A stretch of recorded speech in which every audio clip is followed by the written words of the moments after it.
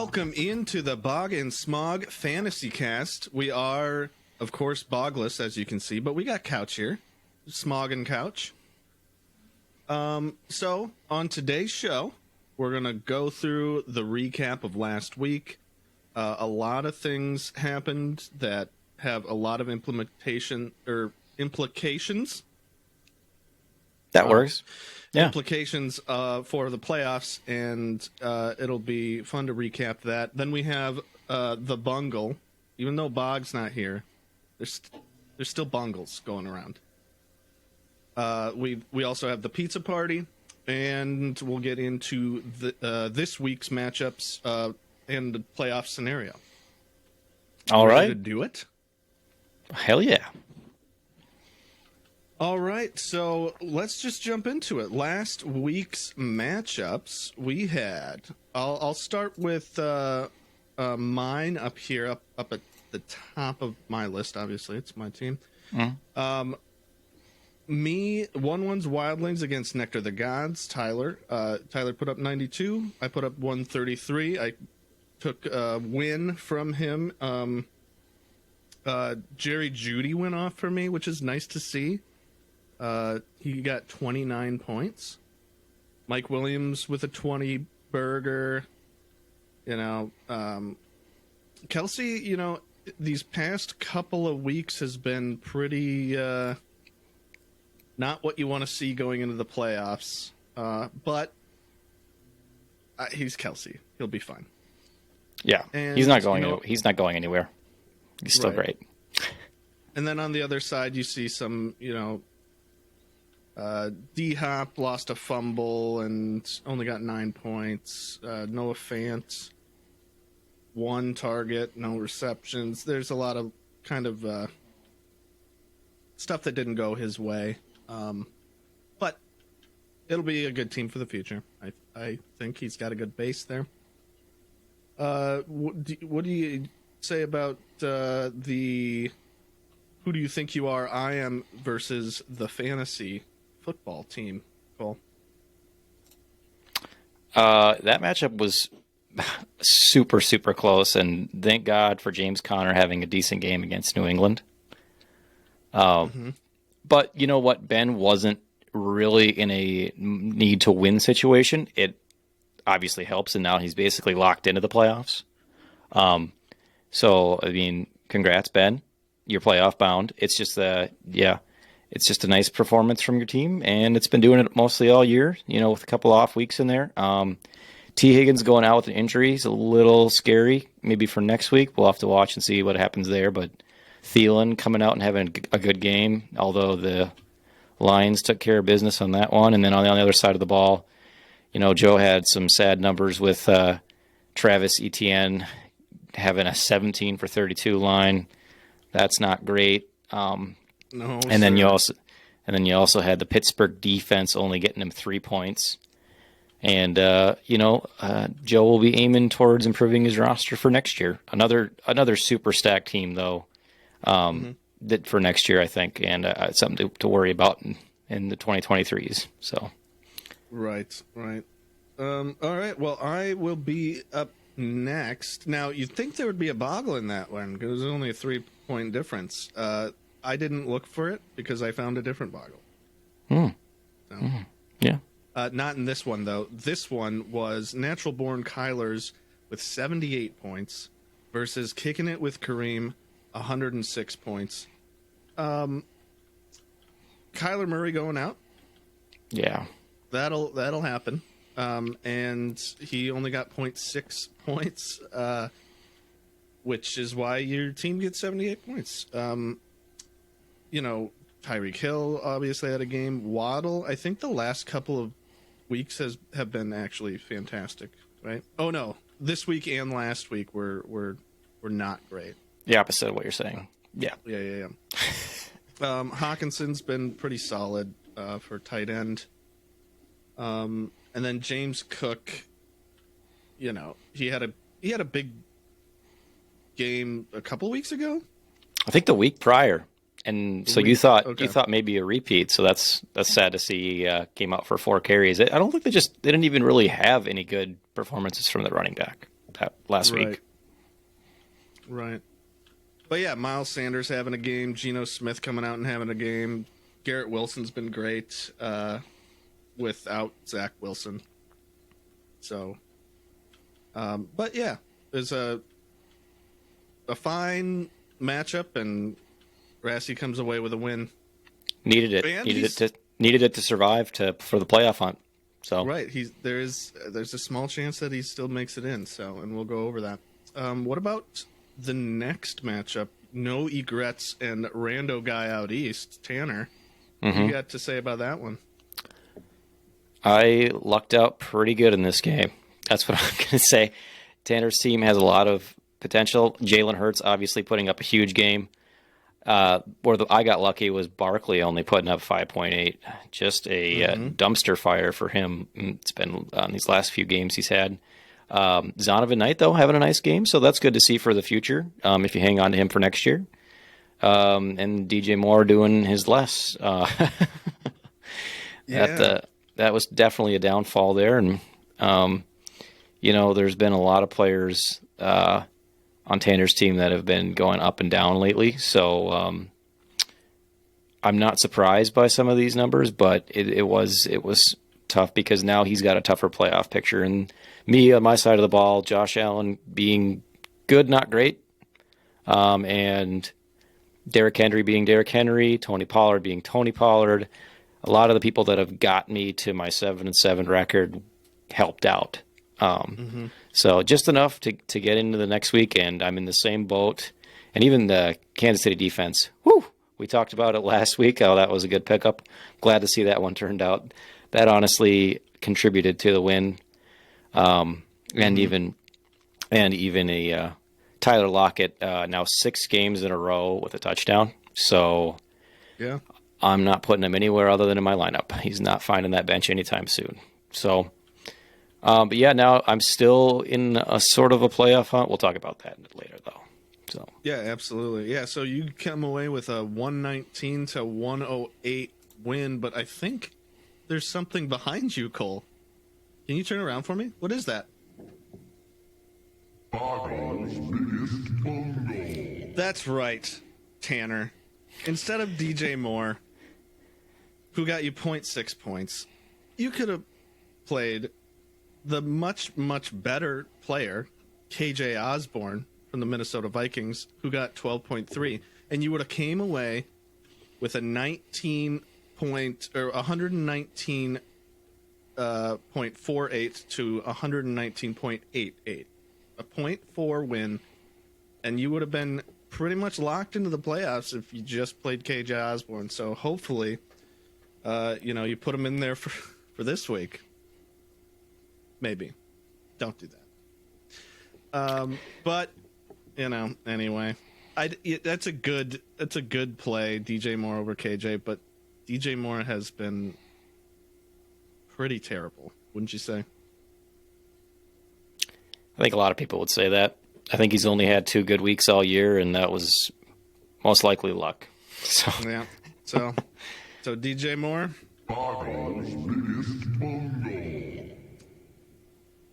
And the very last matchup, Nick Sir-Davos versus Are You Ready for Football, Michael Tweeten.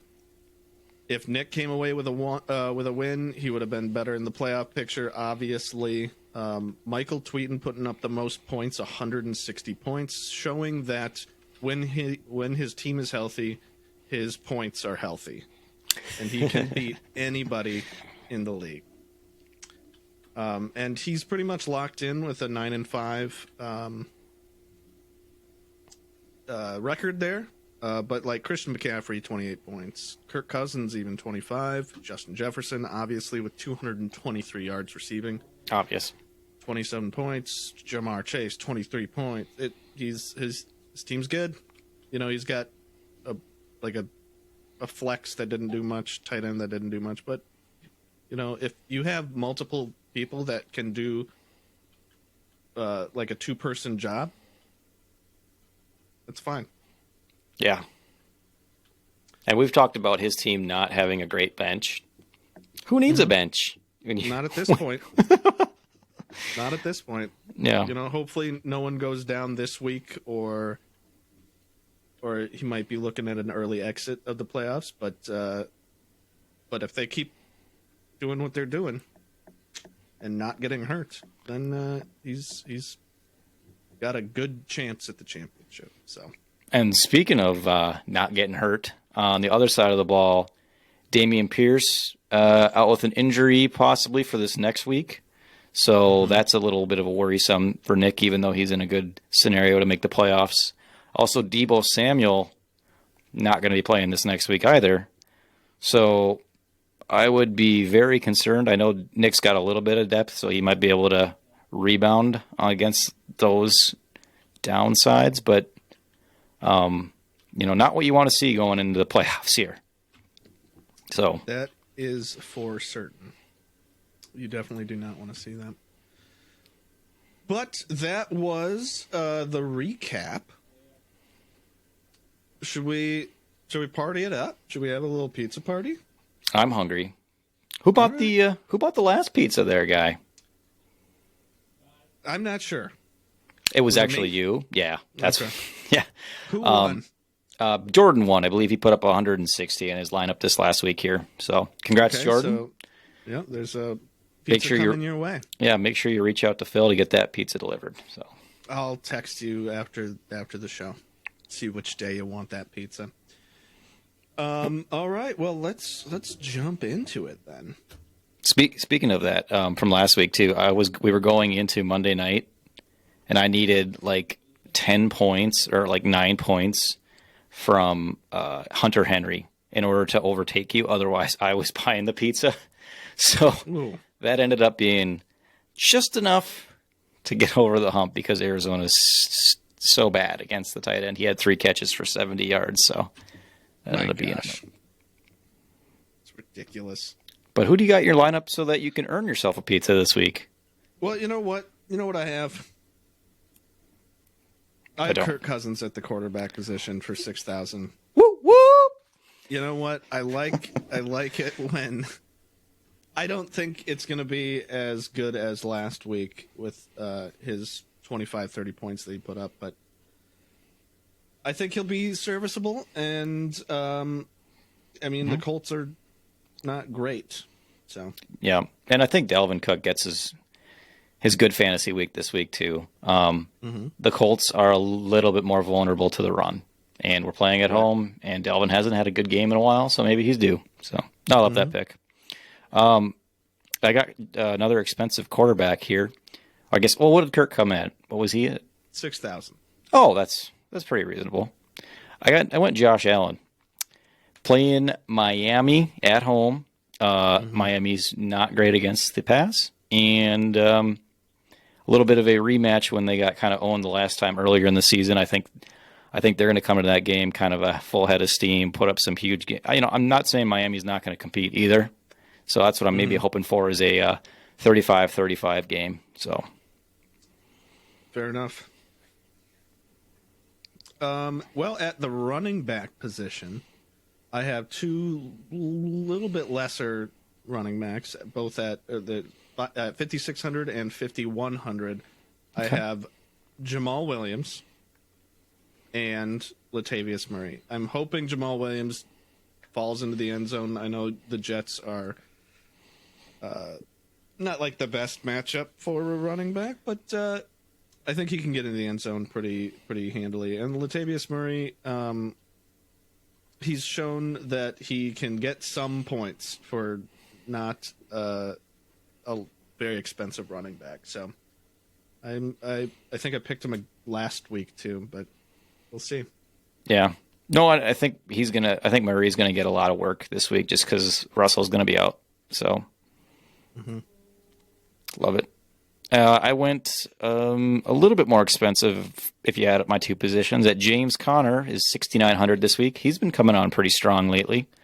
Denver's pass defense is very strong. Their run defense is kind of middle to the lower end of the pack. So I'm hoping he gets another big game here.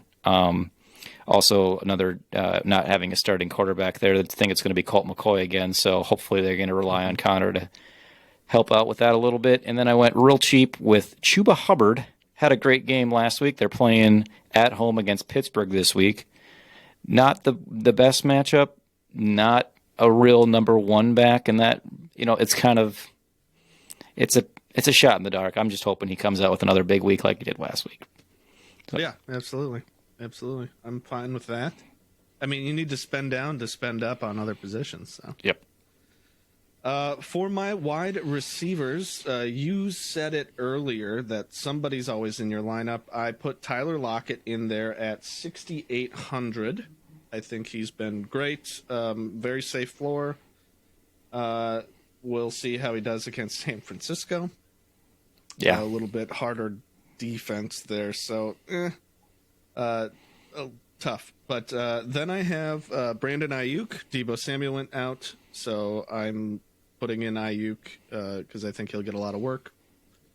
And then I also have Juju Smith-Schuster. Showed out last week. He's been gradually getting better with the team unless he's injured. So I think he even out targeted Kelsey last week. I don't see that happening every week. I think that's just the only week that it will happen ever. But he looks good, so I put him in there, and he's cheap. He's at 5,800. So so 6,800, 5,800, and 5,900 for Ayuk. What do you got? I went first of all Keenan Allen playing against Tennessee. Tennessee just got torched last week by Jacksonville. They are 31st against wide receiver position right now on the year for the Titans. So, ouch. Keenan Allen or Mike Williams or Gerald Everett, somebody's going to benefit. Maybe even Austin Eckler is going to benefit from a lot of pass work in that game. Gabe Davis, 5,000. He's been pretty quiet lately, getting a couple of garbage touchdowns to make him startable, but not a sweet play. So I think, like I said, I think this game hopefully is a high-scoring back and forth match with some offense, and maybe he catches a couple touchdowns, shows us how he's a boom bust, and we'll see the boom this week. And then at my last wide receiver, I went real deep, 3,300, Tutu Atwell. Tutu. I've actually kind of seen some footage on him. I've kind of always liked Tutu, but obviously the Rams were very deep at the wide receiver position. He's always been way down on the depth chart, but with Kupp going out, there's an opportunity, and last week he showed that with 9 targets. They're playing Green Bay on the road, which is fucking scary. Oops. Effing scary. And if anything, maybe there's some garbage. If anything, that maybe there's some garbage time that he's going to get the ball a lot, and maybe we get to see a little bit more of the Baker show. So here's hoping. Yeah, I like all of those. Tutu, again, you need to spend down to spend up in other locations. The only thing that scares me about Gabe Davis is I think they're supposed to get like 7 inches of snow that day. 100% chance of precipitation. Precipitation. Everybody's going to play. Everybody's going to play. That's awesome. Well, then never mind. I'm not concerned. No, it's rain or snow. You're 100% right. So that is concerning, but I don't think it's too concerning. At the tight end position, I have my stack with Kirk Cousins with TJ Hawkinson. He's obviously been very good for the Vikings. He's kind of been averaging like 8 targets a game-ish, which is very good for the tight end position in this league. So, yeah, I went with Hawkinson. He's only 5,000. Not too bad. I went as expensive as they come. I went Kelsey. We all know why, and I don't have to explain that. I have, unfortunately, though, picked Kelsey the last 2 weeks, and I wasn't really picking him in DFS and DraftKings lineups at all this year until now. And as soon as I did, it's like he's basically played against me the whole time. So. Can you pick a different tight end, please? Obviously, he's doing this to spite you. I do see him having a good week one of these times, so maybe this is this is that one. All right. So, All right. yeah, who do you have at your flex and D? In my flex, I have a person who did very, very bad. 17 carries for like 30 yards last week with Travis Etienne. I don't think he's shown that he's a better running back than that. But against Dallas, it is scary. So we'll see. But and then at defense, I went Bengals against the Bucks for 3,600. Oh yeah, 100% love that matchup. Brady has been trending down, so That's very true. and my flex, last week I went double tight end. I'm going double tight end again. David Njoku. If the game is kind of what it's slated to be, the over/under for the Baltimore-Cleveland game right now is 37. So what that says is it's low scoring, very grindy, and I think in that situation, both teams are going to rely on their tight ends, Mark Andrews and Njoku. Njoku, 4,200, I think easily has a potential to be a tight end 5 or higher this week. So I think it's an easy play there. And then for my defense, a little bit tougher matchup. Denver playing against Arizona. I'm kind of just hoping, both offenses without their starting quarterbacks, somehow it works out in the favor of the better defense, which is the Broncos. So I love that matchup too. I was looking at that one, with Kyler Murray going out, and Denver being a very good defense. I think that's a great pick. So yeah, the scariest thing with that is though, I mean, neither team, maybe Arizona a little bit, is really have a playoff opportunity there. So it's like, what are they playing for? Are they going to give it 100%? Are they going to sit players? What's going on? So right, we'll see. Yeah, well, that was the pizza party. We have 2 other players that we cannot see, so we'll see what their lineup is like as the week goes on. And hopefully I don't buy 2 pizzas in a row. That would be terrible. Anyway, next up we have this week's matchup and kind of the playoff scenario that can unfold. This is the last game of the regular fantasy season for us. Then we go into a 2-week playoff with the top 4 people getting into the playoffs after this week. And remind me, Phil, now the bottom next 4, so seeds 5 through 8, they play for the 3rd overall pick next year? Yes, I believe that is true. So right now that looks... Well, hold on, actually.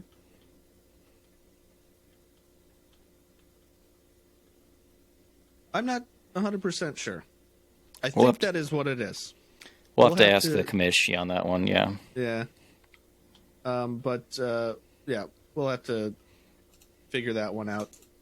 But what I do know is the top 4 teams get in and try to get that trophy. So, with that being said, should we hop into the matchups? Heck yeah. All right. I think there's 2 very, very big matchups with fantasy implications. The very first one, 1-1's Wildlings, me, versus Sir Davos, or Nick.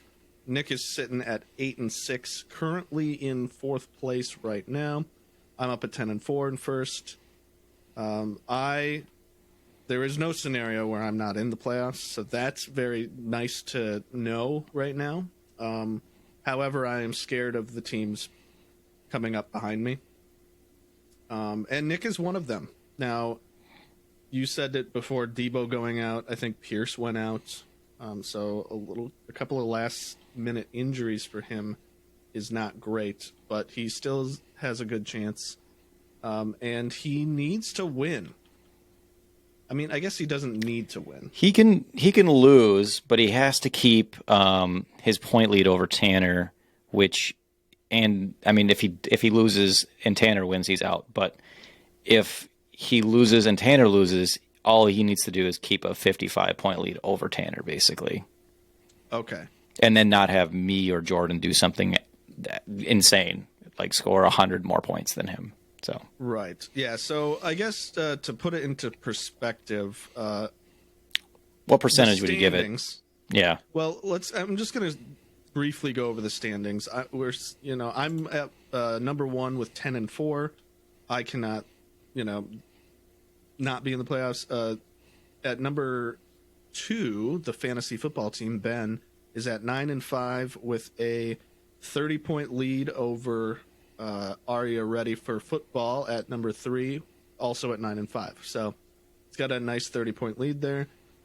And then here comes the weird, this is the crazy stuff now. I think my percentage of, those first 3 going into the playoffs is, 95%. Yep. Right? Mm-hmm. 99. I agree. Something super high. I think us 3 will be in the playoffs, me, Ben, and Michael Tweeden. And then sitting at number 4 right now at 8-6 is Nick with a point... like a 50-point? Yep, about 55-point lead. Yep.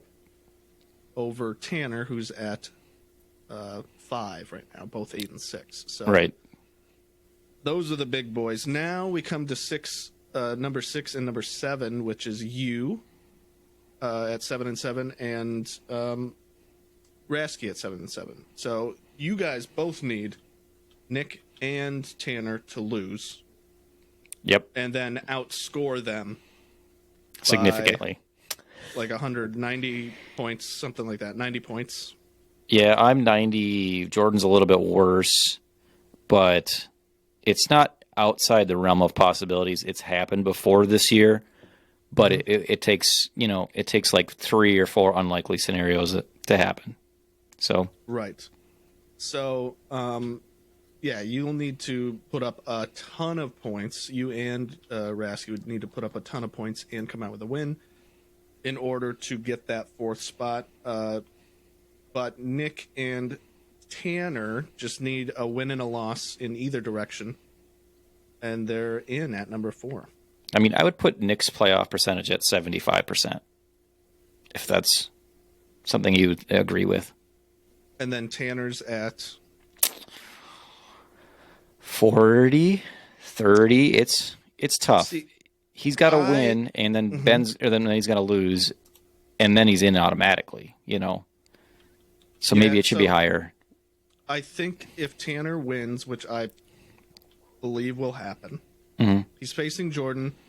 Yeah, he's got a lot of high hitters, and Jordan has Lamar Jackson out, so he's in Mike White territory right now. I think Tanner comes out with a win this week. And then Nick is facing me, which is a worse matchup, I would think. But of course he can beat me, and if they both win, then Tanner just needs to score how many more points than Nick? Yeah, I want to undo. Yeah, it's 55. 55 more points. I want to undo what I said with Nick's chance. I'd say 60. Or no, 55. 55% for Nick and 45 for Tanner, probably. Okay, so you think Nick's going to most likely win? Yes. Okay. Yeah. It's really hurtful. It's not intended to be hurtful. It's not intended to be hurtful. It's just I think it's the way it is. Yeah.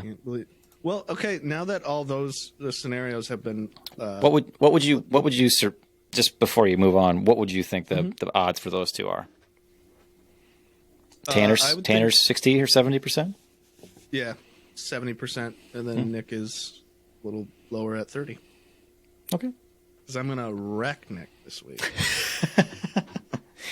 I think it'd be fun to see. So please do. Yeah. So let's actually, with all that talk out of the way, let's get into the matchups. And so the very first one, me versus Nick, I'm projected to win 138 to 122 at the moment. We have Mahomes, Eckler, Mixon versus Prescott, Kenneth Walker. Is he back now? They are starting him tonight. As far as I know that game's about an hour away. I think that Scheffner or somebody just quoted saying he's going to play.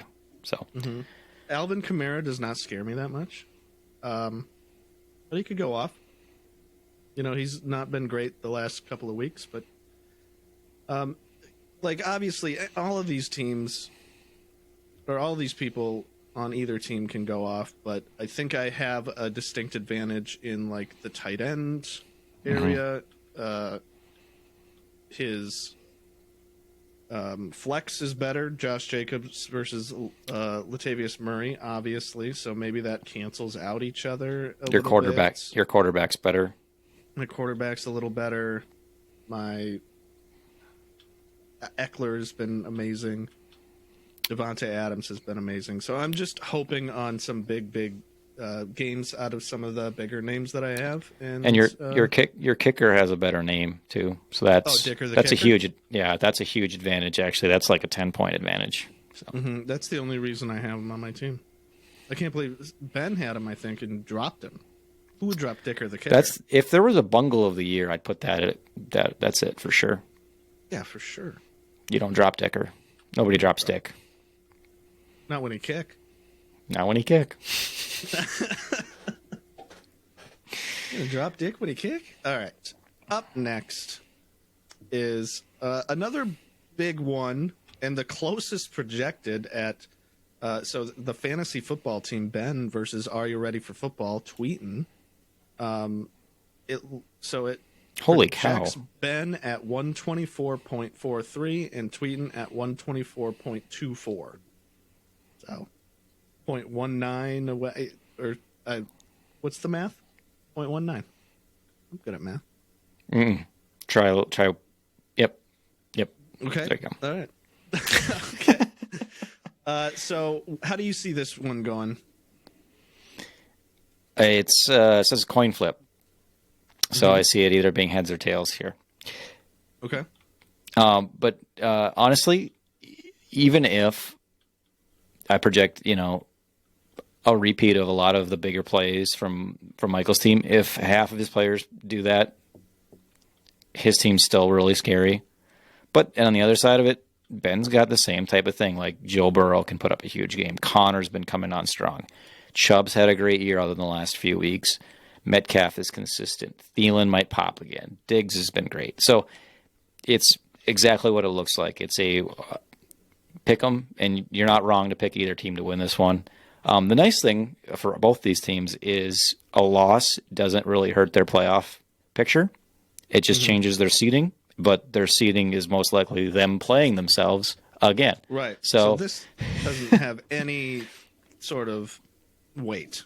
This holds no weight. maybe it's a mind matchup. Right. Yeah. But yeah, they're going to play themselves, I predict, and unless they outscore me, nope. I guess Ben will have to put up 100 more points than me, and I would have to lose, and he'd have to win, and then he could be the first seed. If he put up 100 more points than you, you almost certainly are losing. That has to happen. Yes. You know what I mean? Yep. So, and then he would play Tanner, who I'm scared to play. So I don't even want to beat Nick. But you'd rather play Jamar Chase and Justin Jefferson. Sure. I'll buy that. Oh, no. Absolutely not. Okay. So I predict that Ben and Tweeten will be 2 and 3. I would rather play Nick in the playoffs than Tanner in the playoffs, due strictly to injuries on Nick's side and Tanner's Jalen Hurts and his running backs. Well, by that logic, then you should lose your game somehow. Well, too bad. I'm going to by choosing. Too bad. If you don't wreck Nick, then you get to play him again and wreck him the next week. So That's true, but I'm going to I think my plan is to just win out. I think if I just win the next 3 weeks, I could get a trophy. Bold play. Bold play. All right, the next one I will quickly go over. It is Nectar of the Gods versus Natural Born Kylers. There is no weight to this one either, I guess. No, not really. So it's 110 projected points for Tyler over the 108 projected points for Ethan.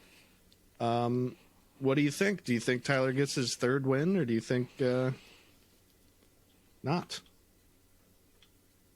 I think he does not, and that's simply just due to the fact that I don't see Juwan Johnson having a big game. I don't think Lazard has a huge game. I mean, they can have the projected points, but I think in a matchup like this or any matchup in our fantasy football league, you need players that have a good ceiling or a high ceiling to really feel good about a win. So, I mean, it's obviously going to be a close matchup unless you see those performances in most matchups. And I just don't see that from a lot of his players.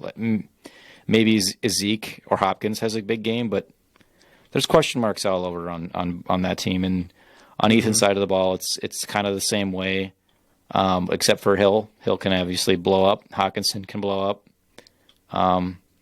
Maybe Dobbins and Carr have a decent game, but we've seen some pretty poor numbers from Carr throughout the year in some games. And Baltimore's backfield is always a mystery, so maybe Dobbins has a great game. Maybe he just splits the ball with Gus Edwards and they just do okay, like 9.4 points is projected.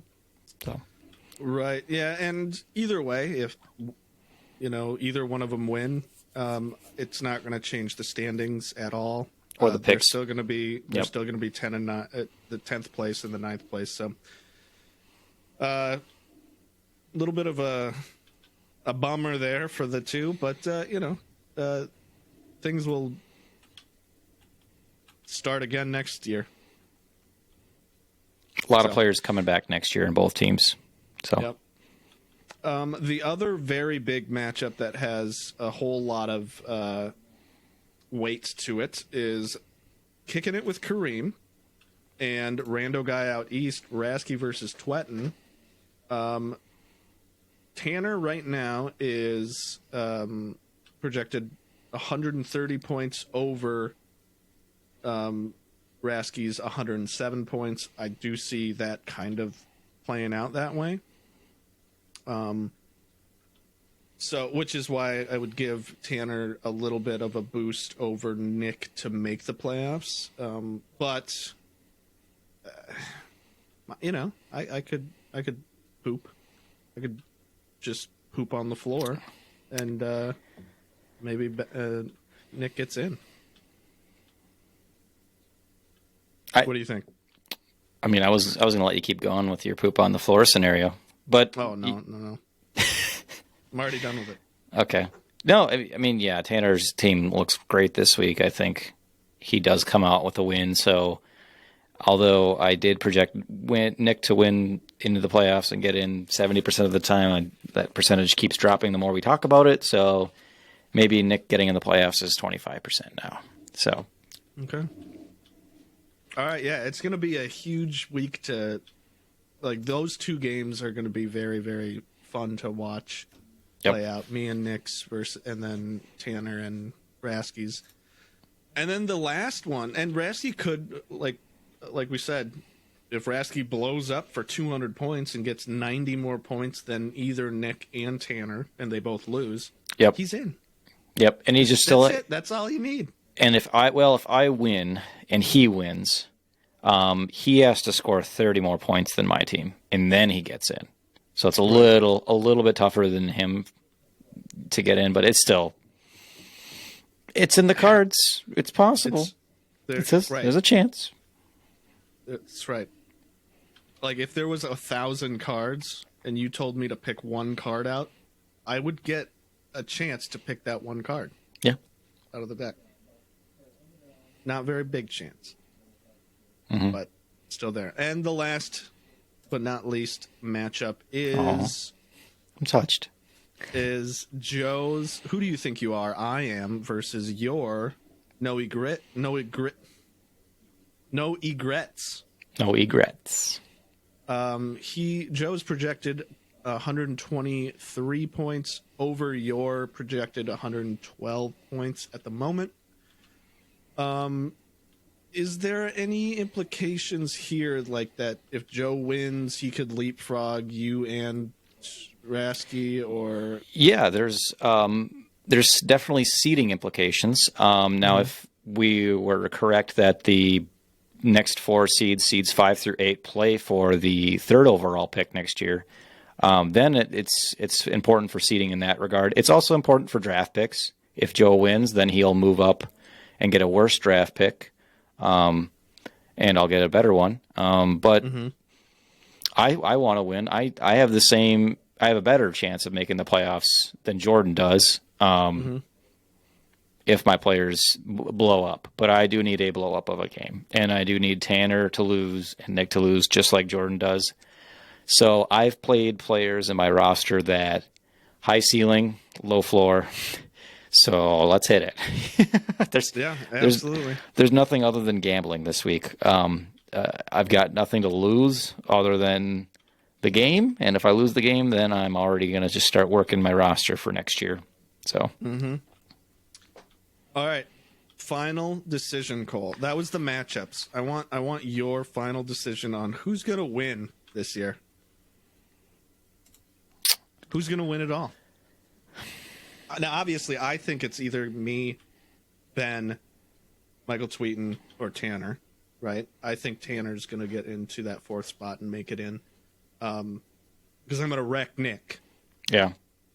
And you know, I think I come out with the win, obviously, but with the trophy. But I think I think all three of the other teams are super duper scary, and I could be out instantly in the first game against Tanner. Yeah, it's wow. There's not a lot of bad players, obviously, for the playoff teams.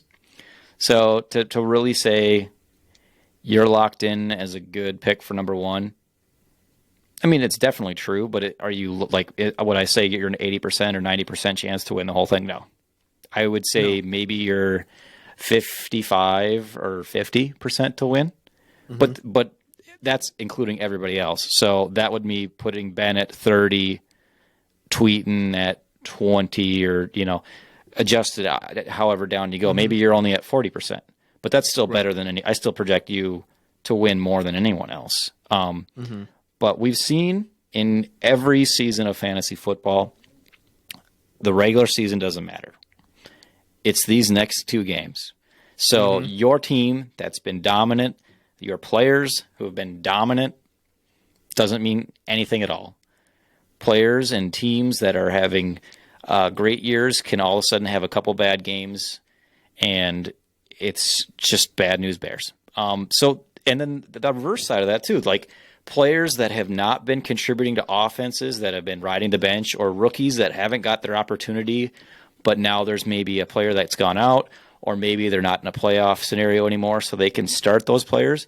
Those players can have such huge playoff implications. So this is me kind of just telling everybody, stay on the waivers, keep looking at players.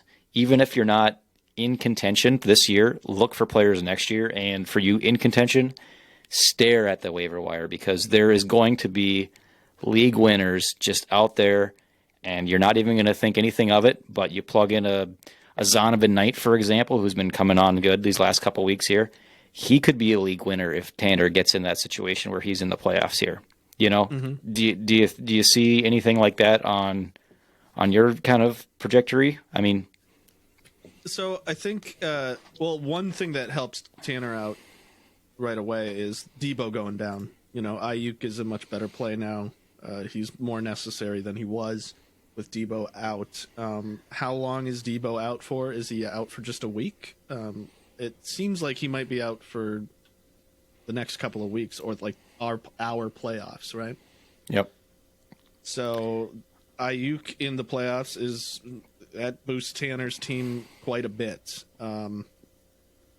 But yeah, I think the 4 people that get in have a very good chance at winning, obviously. And I'm very, very scared. So, but that's it. That's all we got. So, thank you. You're so Whatever welcome. your name is, Couch. Maybe next week, Bog will be back, and we'll get into like actual playoffs. Who's gonna lose out? And well, anyway, Go Vikes. goodbye.